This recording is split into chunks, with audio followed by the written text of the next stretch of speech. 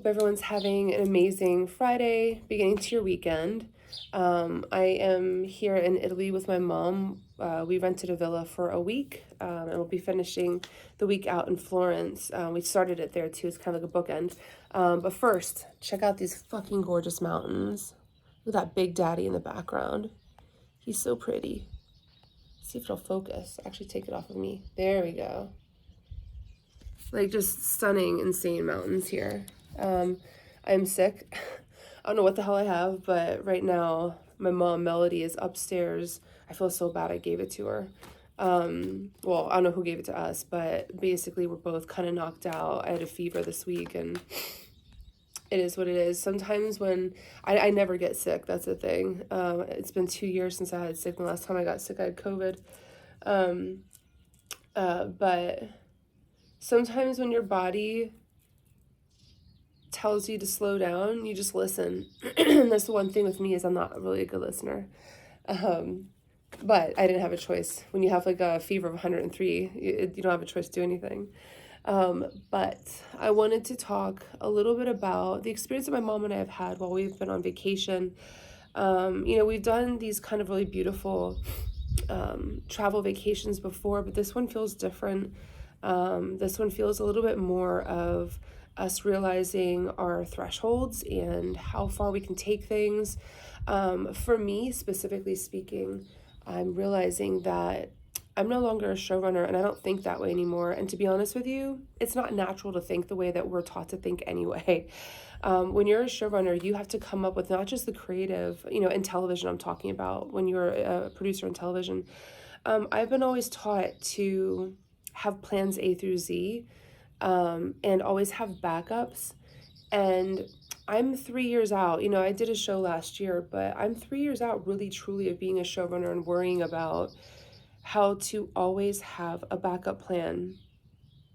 And even though it's like what I did for a living, it's such a fucking waste of energy, because it's literally all you do. When I would have, let's say, 12 episodes, and I would, put together 16 stories, I'd actually have like 30 stories put together, because majority of them fall through, and all your favorite ones are always going to fall through, or like, they'll be kind of slapped together, but not in the version that you thought they would be. My point being, in my 20 years of being a producer, I've always been a good problem solver. And when we went on vacations before, I've always been really good at being like, all right, something goes wrong, I got it. Not on this vacation though, because here's the thing. What I do for a living now, my psychic mediumship, it's more intuitive.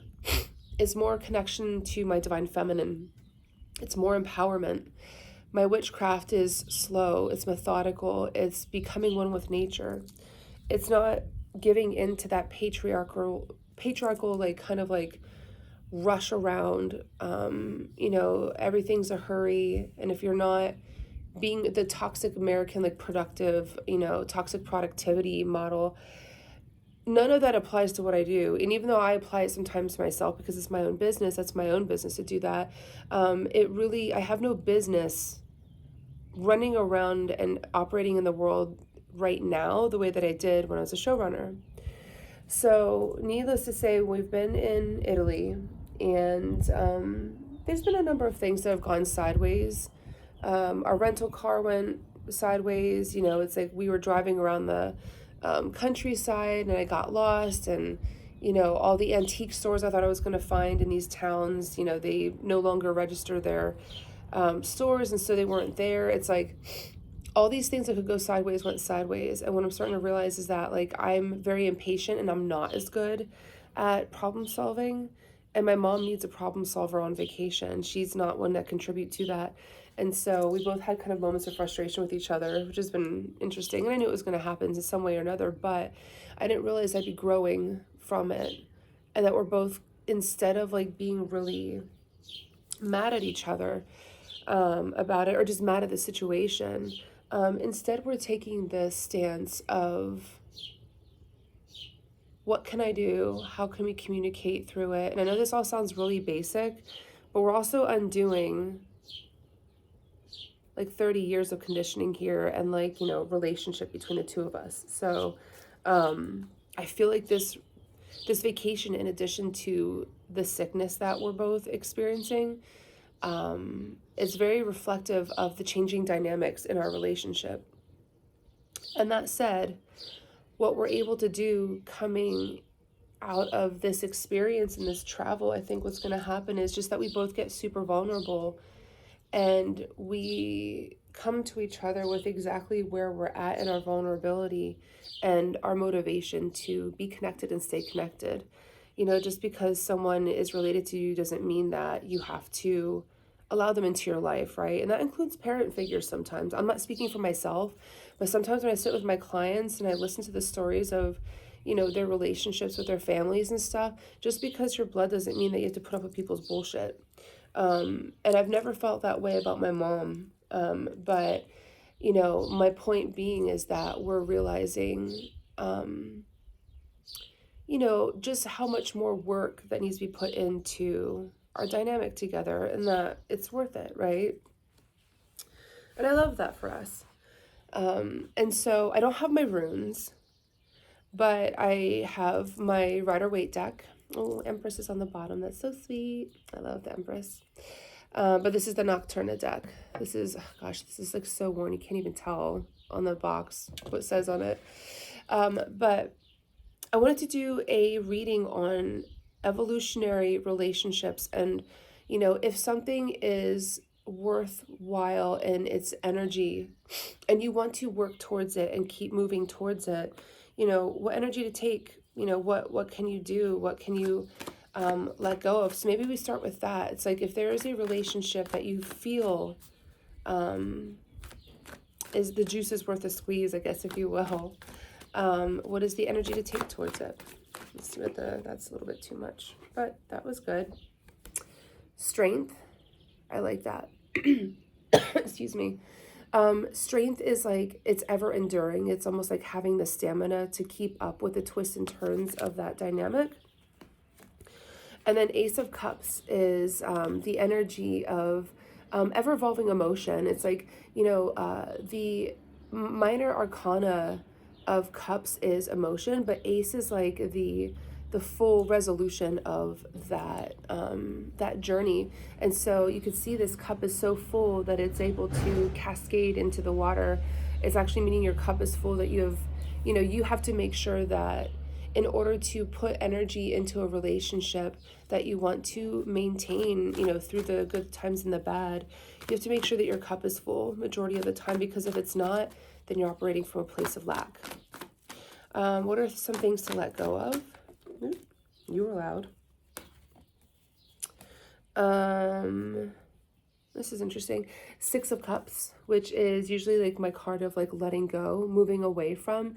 So it's almost like any of the minor stuff that, it's like minor battles that you're never going to win. Let go of them in that dynamic. And then the Hermit. Anything that you're holding on to that doesn't really belong there. The Hermit card is also sometimes like not saying what needs to be said. Sometimes we need to say the tough shit. Like my mom, yesterday, she and I kind of like went through the things that really bother us. And so for me, it's like she's an Aries, so she's like, like huge energy. And so for me, it's her big blasts of emotion that I can't handle. And when she does that, I try to shut it down, but then she hates it when I shut it down. And so the challenge is like you should not be holding back on communicating about what bothers you, so you guys can grow through it. Knight of Pentacles. This one I would say, Knight of Pentacles, to me, Pentacles are self-worth or coin. But it's also like knowing your worth, like what are you bringing to the table? But this is also like, what are the challenges? This was the challenge option.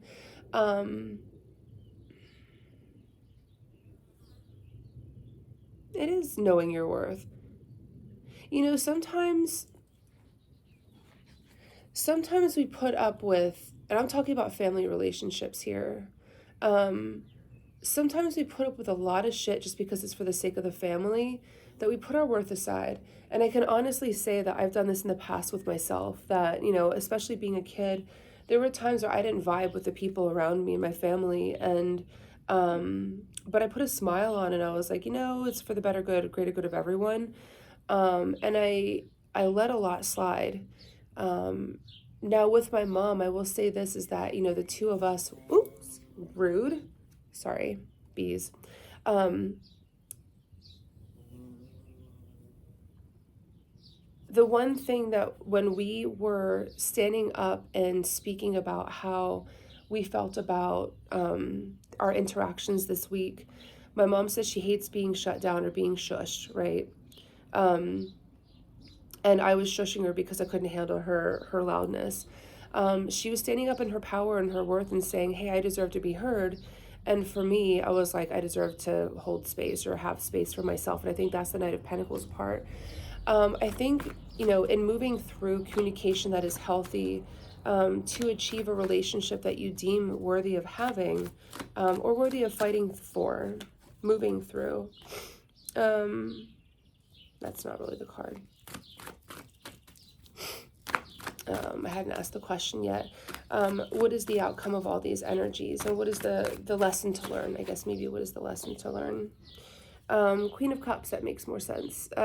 Queen of Cups is more about stepping into your power and your emotion. And maybe sometimes if you have all the plans in place and that you feel good about where you are emotionally, it's like, yeah, great. Like you're feeling good in that. But sometimes if the plans go sideways and you don't have like plan Z, and this is actually really good because it goes along with like the very beginning of this reading, in that I'm saying I don't have all the plans lined up because I'm not a problem solver anymore. Sweating. Queen of Cups is the embodiment that you just got to try. You just have to trust your emotions, put the plans in place, trust your self-worth, and just know that at the end of it, something you put all of your energy into that you really, really want is going to come to fruition. And that's how I feel about this trip with my mom. I mean, it sucks that we're both knocked out and sick, but in the end, we're doing it together and we're communicating too through more of our difficult power struggles, I guess, if you will. So I hope everyone has had a good week and that you're going to prepare for a beautiful weekend. And yeah, I just want to share that little nugget about me and my mom. I